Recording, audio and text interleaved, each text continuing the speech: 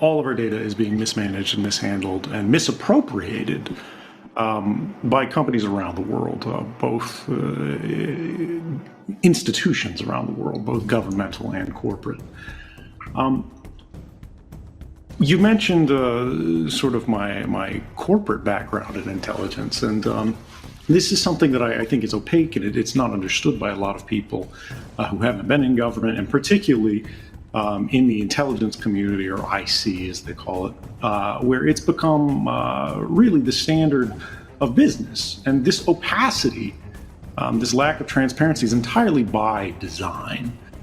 You are being told that you have agreed, that you have consented to the creation of perfect records about your private lives by 1,000 companies and industries that you don't know, that you don't have a meaningful relationship, that you don't even pay. You don't understand how they work. You don't have a vote over this. They might not even be in your country.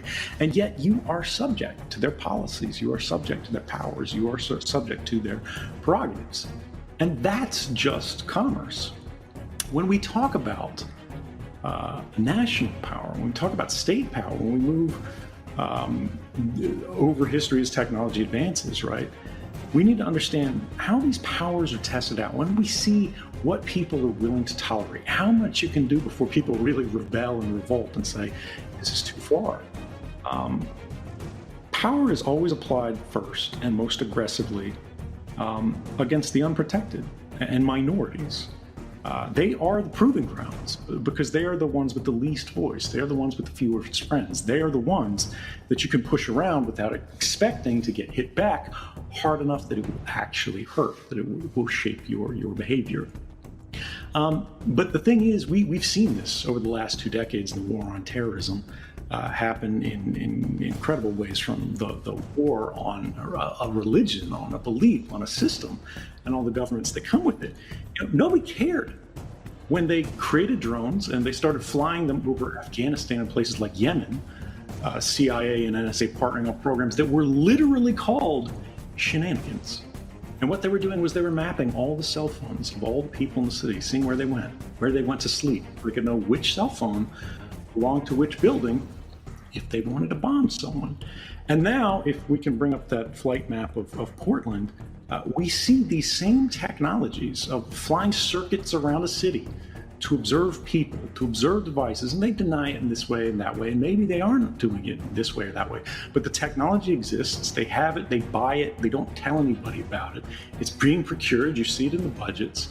And then every time there's a protest now, whether it's in Baltimore, whether it's in Portland, whether it's in Austin, there is a plane in the sky keeping an eye on us. And even if it's not, there's an eye in our pocket that we paid for that's keeping an eye on us.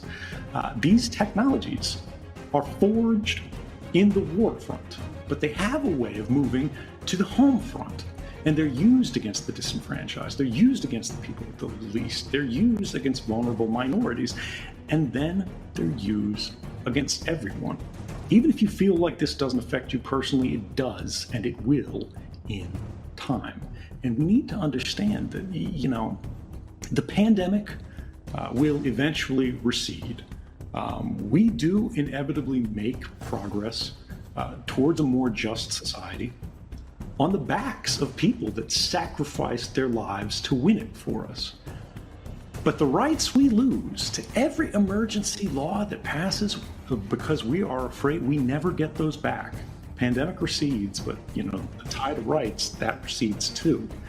And I'll wrap this up because I'll concede my time to everybody else. I think I've said enough. I think we need to understand that when we talk about technologists, when we talk about people working at Facebook, when we talk about people on the street who are standing up and exposing themselves to violence, to protect other people from violence, this stuff matters. That is the only way the world gets better. It's not enough to read. It's not enough to believe in something. It's not enough to write something. You have to eventually stand for something if you want things to change. What is changing today is the fundamental structure in the relationship of the individual, the citizen, the non-citizen, to the institution, be it corporate or governmental. And it's very fashionable, I think, in the United States and a lot of developed countries generally, to think about corporations as arms of government. We see the chummy relationship. We see how much influence happens there. But when we think about who has the most influence over what laws get written and what laws get passed in the United States, I think we need to seriously consider that perhaps it's government that's becoming an arm of the corporation. They're entirely willing to provide lip service. If the only thing that they feel that is demanded of them, of a social movement, is to change their language, is to issue a press release, is to put out, an ad campaign, they are all behind that. They're like, oh, we are the ally of allies. We're here for you all the way. As long as it doesn't impact their business, as long as it doesn't impact their power, as long as it doesn't impact their operations, they're on side with it. But we need to think about, again, what are the roots of the inequality that's driving all of these crises to the fore, that is making problems into crises. And I think that goes all through this, whether we're talking about economy, whether we're talking about political expression, whether we are talking about access to justice, whether we are talking about freedom from violence. All of these things centrally revolve around the axis of power. And again, that's very much true in surveillance. It's about control. It's about who has influence over society. And that is what the struggles today truly represent. We have an indentured generation that has been told they will be working for the rest of their lives just to break even on the mistakes of the last. And that generation doesn't want to be accountable for it. They refuse even responsibility for it. And the members of that generation who are on the right side of history, they aren't the ones who call the shots. They aren't the ones that have power.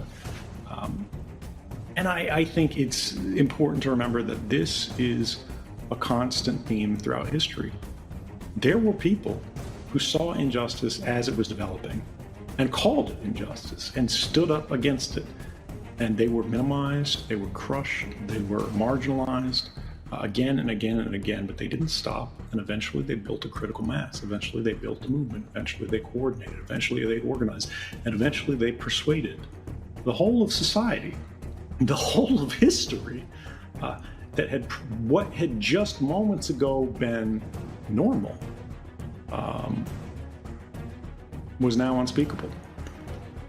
And it's just, I'll end on a historic note here because I've gone too long. It's important to remember that connection between the development of new and controversial powers, abilities, authorities, laws, and the close to immediate application of them against minorities, and particularly blacks in the United States. That's our history. In her book, Dark Matters on the Surveillance of Blackness, I think it was, Simone Brown wrote that the first American surveillance laws were lantern laws that required black, mixed, and indigenous people to literally carry candlelit lanterns after sunset to make them easier to watch as they went about whatever it was, anytime they were not in the company of a white person. Effectively, any visible minority, and this is back in the 17th century, in New York, who wasn't literally lighting themselves up, was subject to be stopped and frisked.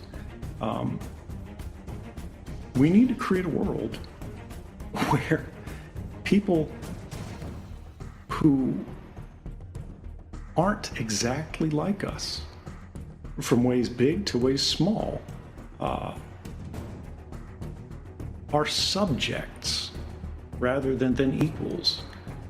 This whole idea of government, this whole idea of democracy, it only works when we all have a seat at the table. And there's this fundamental presumption, particularly in these fractious times, with this sort of new rising authoritarianism, that they believe, well, as long as you have the majority, everything's okay. But the majority can't vote away the rights of the minority, or they weren't rights. And it's important for us to remember that.